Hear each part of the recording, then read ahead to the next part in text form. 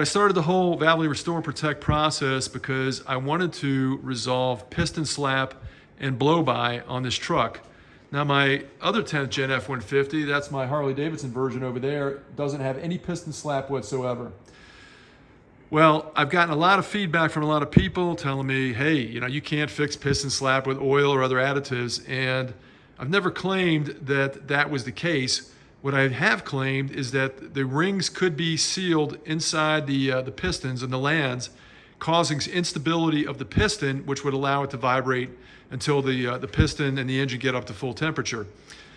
So what I want to do today is pull the oil filter while I'm still working on the transmission. I've got about 3,000 miles on the truck, and we're going to see how filthy it is inside, because I've also had a lot of feedback telling me that the Valvoline Restore Protect is so effective at removing these deposits that the oil filters are getting clogged up within a couple thousand miles. Fortunately, I've done a timing chain job on this project. I've done a timing chain project on this truck, and when I looked at the valve train, that whole area was fully clean, no issues, no deposits. So I know that the top end of this engine was super clean, no sludge to be found. I've got Hunter, my neighbor's grandson, and Abe going to help me today. We're going to pull the oil filter. I'm going to open it up and we're going to see together what's inside that filter. Got it up on the lift. It's going to make it easy to get that filter out. And Hunter, do you think we're going to find sludge in that filter? We probably don't know. We should just open it up and see. I agree.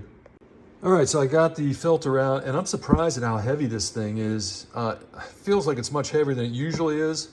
This is an oil filter off of a friend of mine's Explorer, and I want to open this one up first to see what a normal filter would look like with normal oil. He uses Mobil 1, and then we'll open up this one to see what it looks like with the Valvoline Restore and Protect to see if there's a difference between the two.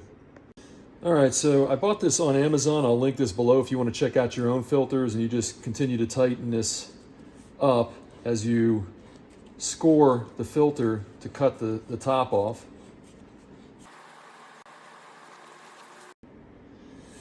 All right, I got the filter apart, and here is the filter medium. Still a lot of oil in there. I guess that anti-drain back valve is working pretty good. We'll let that drain, but this filter is actually pretty nasty. But there's not a lot of sludge inside here. So I guess what we'll do now is we'll cut this one open and see what the difference is between the two. But it is pretty filthy. But again, no sludge. All right, got this one open, and let's see what the damage is on this filter. Let's get all this out of the way.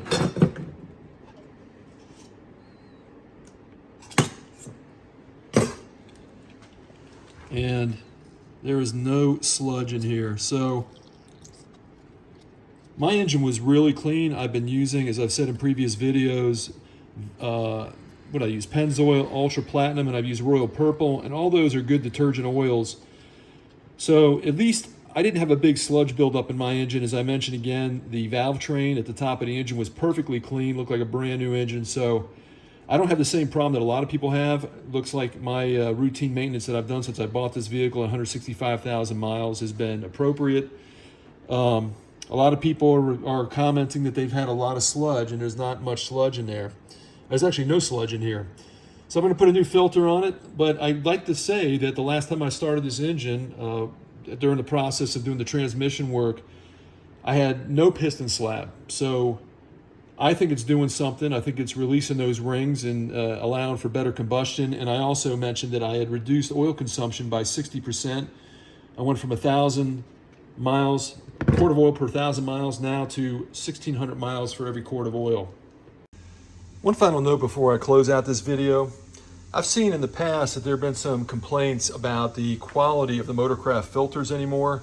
And if you just take a look at the density of the flutes, the filter medium on this STP filter compared to the Motorcraft, it's pretty bad. And look at that big gap right there. So I'm not buying Motorcraft anymore. I'm going to be buying maybe Mobil 1 or K&N. I don't know which one. I bought a Mobil 1 to go on the truck this time. But what a huge difference. So you might want to take a look at that, maybe go online, other places, and take a look and see what the people were thinking about the quality of this filter. but it's nowhere near as good as it used to be. Well, I hope this helped you out. Give me that thumbs up. I'll see you next time on Driving Intelligence.